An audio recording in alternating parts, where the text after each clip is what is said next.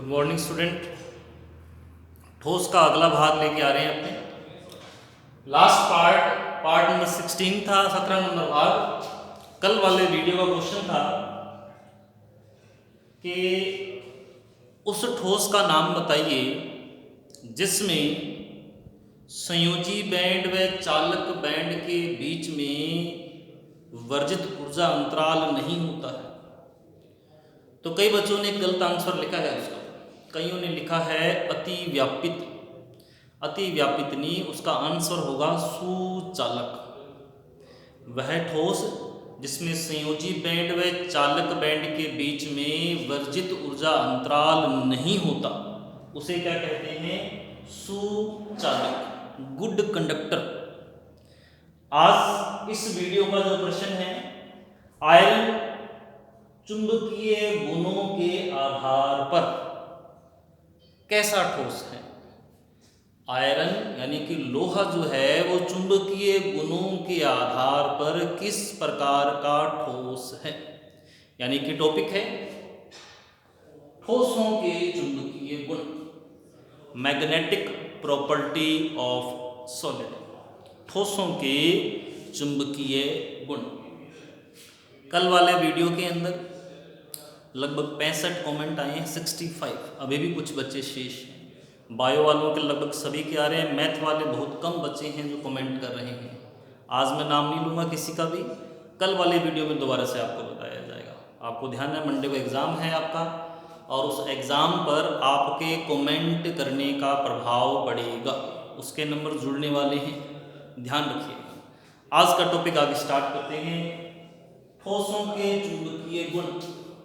चुंबकीय गुणों के आधार पर ठोस 5 प्रकार के: प्रतिचुंबकीय, अनुचुंबकीय, लोह चुंबकीय, लघु लोह चुंबकीय और प्रतिलोह चुंबकीय।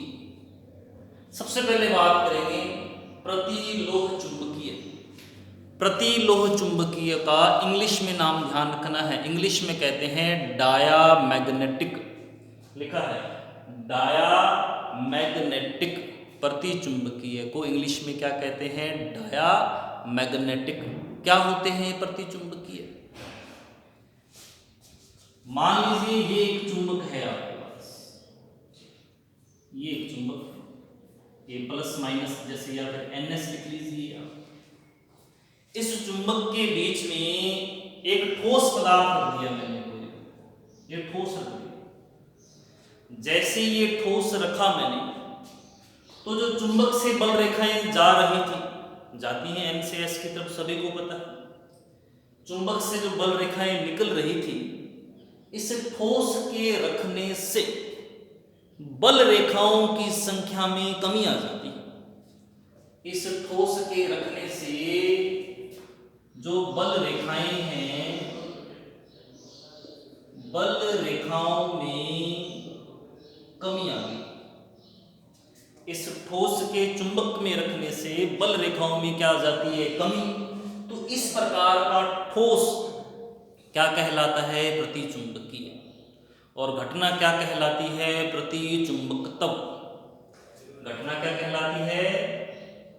प्रतिचुंबकत्व।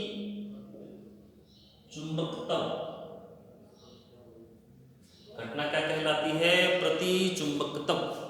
वह ठोस जिसे चुंबकीय क्षेत्र में रखने पर चुंबकीय क्षेत्र की तीव्रता कम हो जाती है, चुंबक से निकलने वाली बल रेखाओं की संख्या में कमी आती है, वह ठोस क्या कहलाते हैं? प्रतिचुंबकीय। और घटना क्या कहलाती है? प्रतिचुंबकत्व। साथ साथ नोट कर लेना। अब ये घटना कौन दर्शाएंगे? उदाहरण मैंने 2 उदाहरण लिखे हैं, एक H नेगेटिव और एक Na पॉजिटिव। 2 उदाहरण लिखे हुए, H नेगेटिव Na पॉजिटिव। उदाहरण बहुत सारे हैं, आपको कैसे ध्यान रहे कौन से हैं कौन से नहीं। तो जिनमें युग्मित इलेक्ट्रॉन पाए जाते हैं। कैसे इलेक्ट्रॉन पाए जाते हो? युग्मित। यानी कि ये गुण कौन दर्शाएंगे? इलेक्ट्रॉन कैसे हो? युग्मित। कैसे इलेक्ट्रॉन हैं? युग्मित। हाइड्रोजन के पास कितने इलेक्ट्रॉन होते हैं? 1।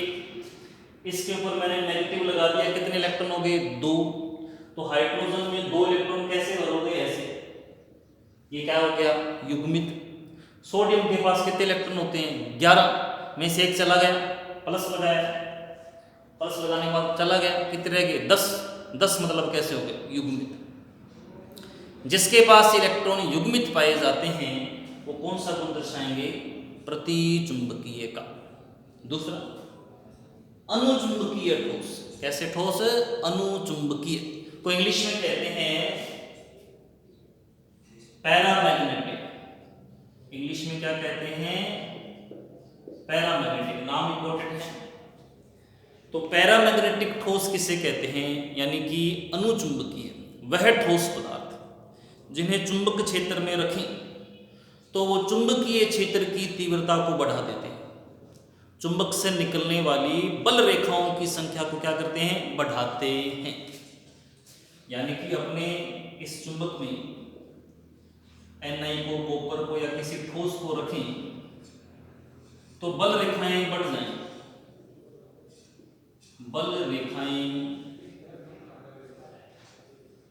बढ़ती, बल रेखाएं बढ़ती, तो ऐसा पदार्थ क्या कहलाएगा? अनुचुंबकीय। और घटना क्या कहलाएगी? अनुचुंबकत्व। वह ठोस पदार्थ जिन्हें चुंबकीय क्षेत्र में रखने पर चुंबकीय क्षेत्र की तीव्रता बढ़ जाती है। चुंबकीय क्षेत्र की तीव्रता बढ़ जाती है, क्या कहलाते हैं? अनुचुंबकीय। और घटना क्या कहलाती है? अनुचुंबकत्व। अब आपसे पूछेंगे कि ये गुण कौन दर्शाते हैं? जैसे प्रतिचुंबकत्व कौन दर्शाते थे? जिसमें इलेक्ट्रॉन कैसे थे? युग्मित। तो अनुचुंबकत्व कौन दर्शाएंगे? जिसमें इलेक्ट्रॉन कैसे हैं? इनके पास इलेक्ट्रॉन कैसे होंगे? अयुग्मित। इलेक्ट्रॉन कैसे हैं? अयुग्मित। निकल है, कॉपर है, बहुत सारे होंगे। अपने इलेक्ट्रॉनिक विन्यास लिख के और आपको बताएंगे। फिलहाल ध्यान रखना है, अनुचुंबकत्व कौन दर्शाएंगे? जिनके पास अयुग्मित इलेक्ट्रॉन पाए जाते हैं। प्रतिचुंबकत्व कौन दर्शाएंगे? जिसके पास युग्मित इलेक्ट्रॉन पाए जाते हैं। फिर बात करते हैं लोह चुंबकीय। लोह चुंबकीय का इंग्लिश में नाम, लोह चुंबकीय को इंग्लिश में कहते हैं फेरोमैग्नेटिक। क्या कहते हैं? फेरोमैग्नेटिक।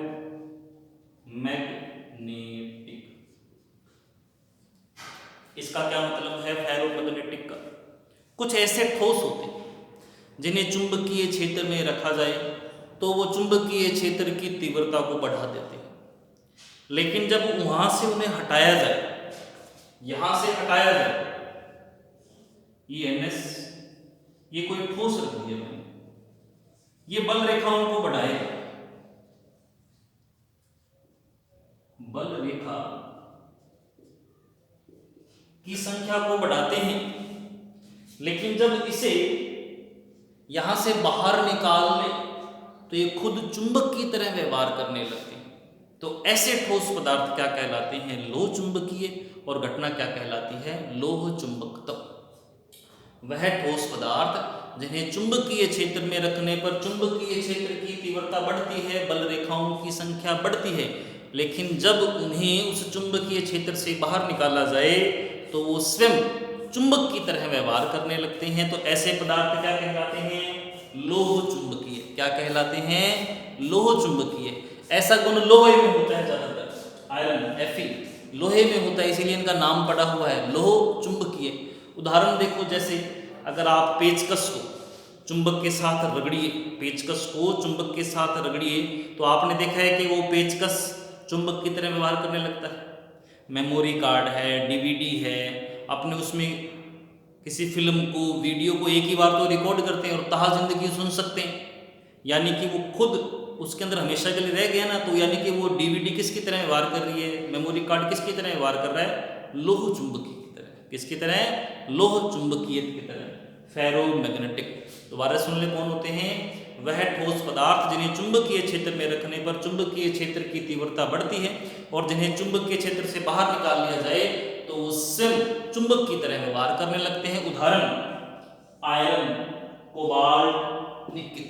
आयरन, कोबाल्ट, निकिल, यानी कि आयरन चुंबकीय गुणों के आधार पर कैसा ठोस है, लोह चुंबकीय लिखें, या फिर क्या कह सकते हैं, फेरोमैग्नेटिक। फिर 4 नंबर, यानी कि इन लोह चुंबकीय के अंदर क्या होंगे, इनमें भी इलेक्ट्रॉन कैसे हैं, इलेक्ट्रॉन तो अयुग्मित ही हैं, ठीक है। प्रति लोह चुंबकीय में इलेक्ट्रॉन युग्मित होते हैं, अनुचुंबकीय में अयुग्मित होते हैं। लोह चुंबकीय में भी कैसे होते हैं, अयुग्मित। जब बाहर निकाल लेते हैं तो वो चुंबक की तरह व्यवहार करते हैं। चौथा, लघु लोह चुंबकीय, यानी कि हैं तो लोह चुंबकीय, यानी कि इनमें अयुग्मित इलेक्ट्रॉन होंगे, लेकिन लघु, कम, थोड़ा, यानी कि ये चुंबकीय क्षेत्र को उतना नहीं बढ़ा पाए जितना बढ़ाना चाहिए था। इंग्लिश में नाम ध्यान रखना, क्या लिखा है, फेरी। इंग्लिश में क्या कहते हैं, फेरी मैग्नेटिक। लघु लोह चुंबकीय कहते हैं फेरी मैग्नेटिक। देखो कैसे, आपके पास अयुग्मित इलेक्ट्रॉन है, मान लो उन अयुग्मित इलेक्ट्रॉनों की संख्या है 5। कितने अयुग्मित हैं, 5। लेकिन अगर वो 5 के 5 ऐसे हैं, एक ऊपर की तरफ जा रहा था, 2, 3, 4, 5, पांचों अयुग्मित है, इसने इसके प्रभाव को खत्म कर दिया, क्योंकि ये ऊपर है नीचे, इसने इसको, लेकिन बचा कितना, एक। रिजल्ट कितने का आया है, एक का ही।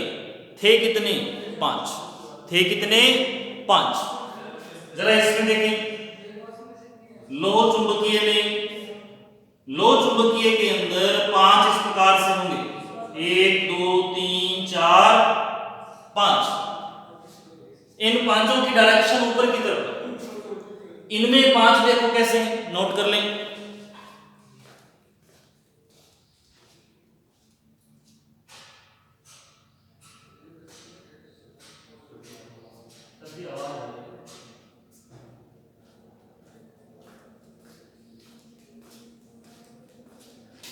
अब इन 5 के अंदर इलेक्ट्रॉनों की दिशा इस प्रकार से, किसमें, लोह में, लेकिन लघु लोह चुंबकीय में इस प्रकार से हो जाती है। 5 का रिजल्ट ना आके रिजल्ट कितने का आया, एक का ही। बात करते हैं अब अपने किसकी, ये जो लघु लोह चुंबकीय है, इसका एक और क्या नाम बताया इंग्लिश में, फेरी मैग्नेटिक, यानी कि वह ठोस पदार्थ जिन्हें चुंबकीय क्षेत्र में रखें तो वो चुंबकीय क्षेत्र की तीव्रता को बढ़ाते हैं, लेकिन उतना नहीं बढ़ाते जितना बढ़ाना चाहिए था। इंग्लिश में इन्हें क्या कहते हैं, फेरी मैग्नेटिक। उदाहरण है Mg Fe2O4, Zn Fe2O4। होगी बात क्लियर। 5 नंबर पे प्रति लोह चुंबकीय, इंग्लिश में क्या नाम है, एंटी फेरोमैग्नेटिक, एंटी फेरोमैग्नेटिक। इनके पास अयुग्मित इलेक्ट्रॉन हैं, लेकिन उनकी व्यवस्था देखिए कैसी, 6 हैं, 1, 2, 3, 4, 5, 6 अयुग्मित इलेक्ट्रॉन हैं, लेकिन उनकी व्यवस्था इस प्रकार से होती है कि वो एक दूसरे के प्रभाव को क्या कर रहे हैं, समाप्त। ये 6 के 6 अयुग्मित हैं, कैसे हैं, अयुग्मित, लेकिन इनकी व्यवस्था इस प्रकार से है कि एक दूसरे के प्रभाव को समाप्त कर रहे हैं।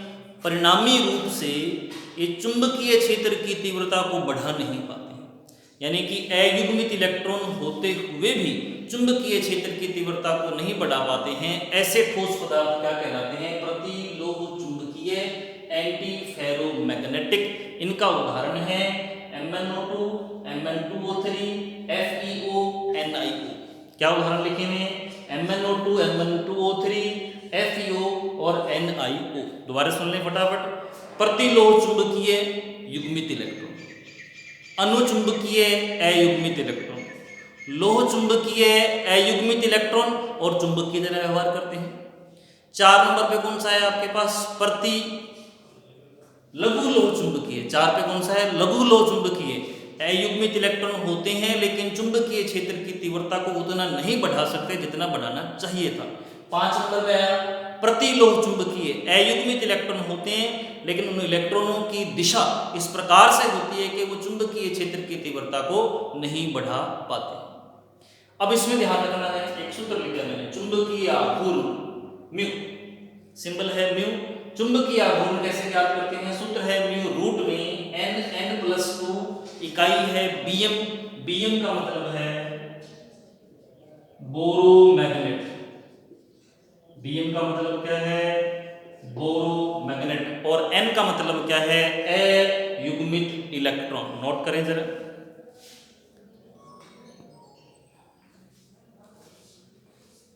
इस फॉर्मूले के आधार पर आप चुंबकीय आघूर्ण निकाल सकते हैं।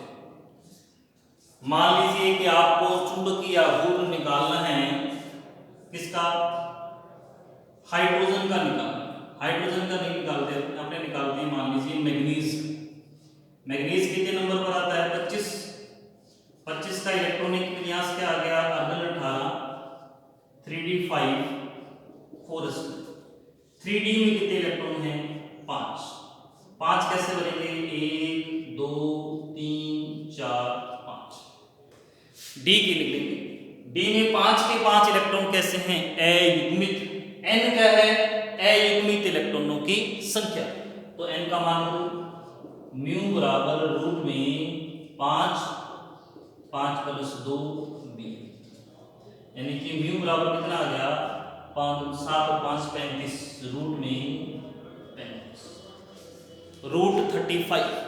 मैग्नीज के चुंबकीय आघूर्ण का मान कितना है? रूट में 35।